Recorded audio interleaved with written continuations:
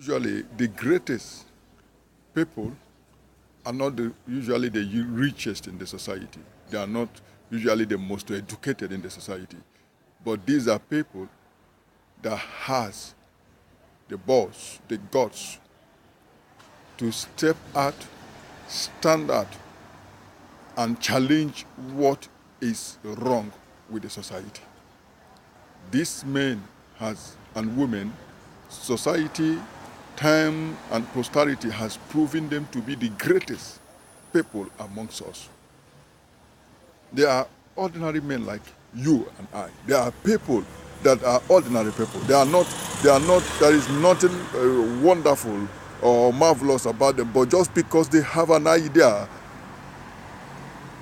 of changing the society that they are in, they want a change that will reflect positively. They want a change that will define the goodness of nature. They want a change that will bring about joy in the heart of many. They want a change that will put the society the way it's supposed to be. These are the greatest men among us. These are the greatest women among us. So we don't need money, we don't need education for us to be great. All we need to do is to focus our mind on bringing that change that the society needs. And today, you and I know that the perpetual slavery, the perpetual oppression that the black society is suffering today is huge. And the card has been laid on the table for us to make this move, this unique move that will define and reveal that greatness that is in us. We are not born to be weak. There is no black or dark-skinned person that is born to be weak. We are children. We are the sons and daughters of destiny. And it will be very, very bad if we allow nature to teach us, because we have been accepting certain things that we are not supposed to accept. And that is why we are teaching this series on your root. Knowing your root is important, because if you understand your root means knowing where you are coming from. Then you know where you are, we know. And you also have an idea of where you are going to. So that defines who you are. And the only way you can be great is when you understand and know who you are. You are not born weak. You are created to be great. Your destiny is interwoven with greatness, and there is nothing short of greatness in your life. And that is why we all need to step up. Step up and challenge the challenge. And this is a call to everyone that really, really, really feels the pain that we feel. Enough is enough.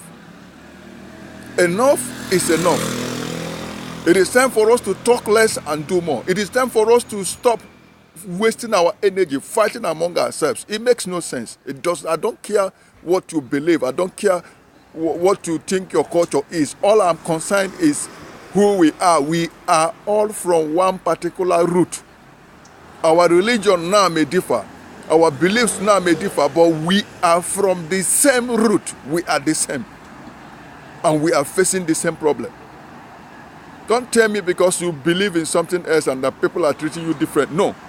Why they treat you the way they treat you is not because of what you believe. It's because of the color that you have.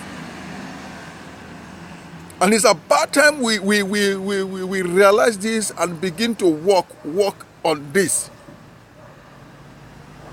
It is not time to slack. It is not time to point accusing fingers. It is time to come together and lift that giant and throw that giant off board.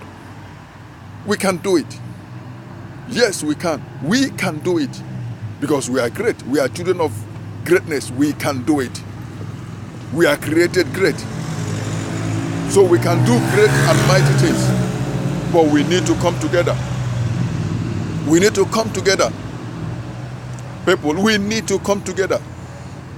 It is about time for us to make our ancestors, for us to make our race, for us to make our people proud again. Let's come together. Forget these fights that has no meaning. Let's come together as a people. And that is why I am touching on this series. All of you, whether you believe it or not, whether you accept it or not, the truth cannot be changed. All of you have a link, a trace of Ndibo in you. We are all Igbos. I don't care whether you speak Yoruba, you speak Hausa, you are from TV or you are from South Africa. We are all Igbos. Because I know what I'm saying. I've been working on this for years. We are all Igbos. Every man that has a dark skin, every woman that has a dark skin is from Ndibo. Forget about what they told you.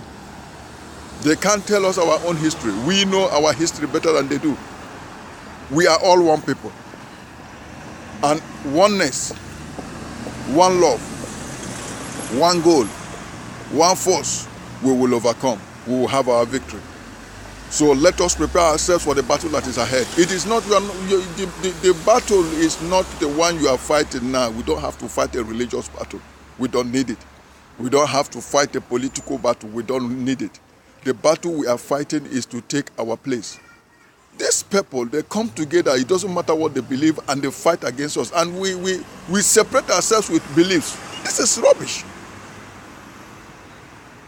This is rubbish. I believe in something, but I don't have to let what I believe stand between me and you, because I know what we are facing. I know what we are battling against. And the earlier we realize it, that the battle is not just physical.